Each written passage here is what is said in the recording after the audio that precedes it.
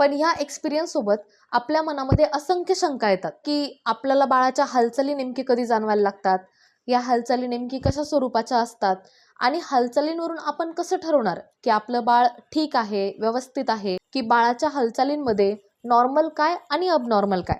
मी doctor पूजा गुळवे वात्सल्य गर्भसंस्कार मध्ये तुमचं पुन्हा एकदा सहर्ष स्वागत करते. म्हणजे बाळाची हालचाल नेमकी जाणवायला कधी लागते? साधारणतः 16 ते 22 आठवड्यांनंतर. जर तुमची फर्स्ट प्रेग्नन्सी असेल तर प्लासेंटाची पोझिशन ही एंटेरियर साईडला म्हणजेच समोरच्या बाजूने असेल.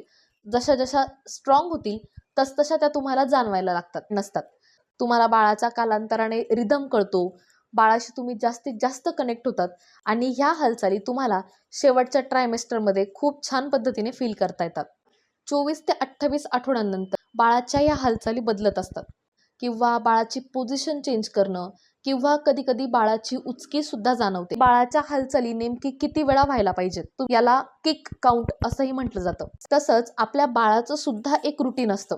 काही बाळ हे आईने थोडंफार खाल्लेलं असलं की मग छान हालचाली करतात.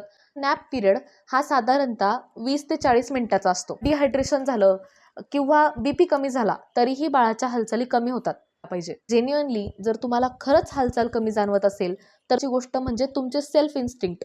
तुम्हाला आतून वाटते की अरे ही बाळाची हालचाल रोज सारखी नाही, आपल्याला आपल्याच पोटाचा आकार कमी जास्त झालेला दिसतो लहरींसारखा. तर ते रिब्सवर म्हणजे बरगड्यांवरती लात मारणं असेल किंवा आपल्या युरिनरी ब्लॅडरला डोक्याने पुश करणं असेल, किक काउंट्स एकदम कमी होऊन जाणं, त्या हालचालींमध्ये अचानक विकनेस येणं, विनाकारण तुम्हाला तुमच्या डॉक्टरकडे 100 वेळा व्हिजिट करावं लागलं तरीही चालेल.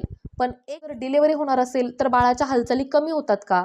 तुम्ही या सगळ्या गोष्टींकडे लक्ष दिलं आणि स्वतःच्या सेल्फ इन्स्टिंक्टवर जर विश्वास ठेवला तर तुम्ही तुमच्या बाळाला अगदी सुरक्षितरित्या ह्या जगामध्ये घेऊन येऊ शकतात. आता आपण दर गुरुवारी असे छान छान ऑडिओ आपल्या यूट्यूब चॅनलवरती पोस्ट करणार आहोत. आजच आपल्या यूट्यूब चॅनलला सबस्क्राईब करून ठेवा आणि नोटिफिकेशन सुद्धा चालू करून ठेवा